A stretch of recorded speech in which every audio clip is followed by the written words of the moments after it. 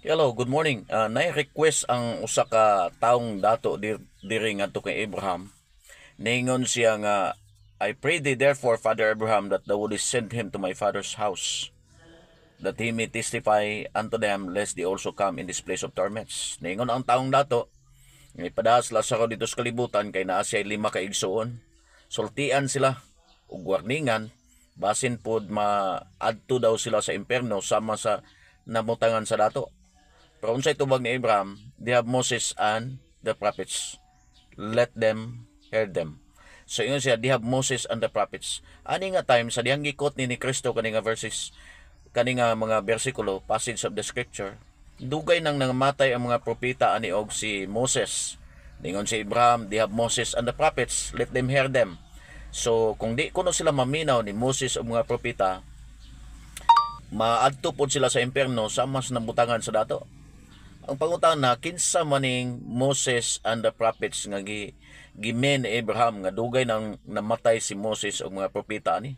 Mga sinulat ni Moses o mga propeta kaning Biblia. So niingon ang Biblia nga si Abraham ni sulti siya, ingon siya, they have Moses and the prophets. Naana si Moses o mga propeta dito.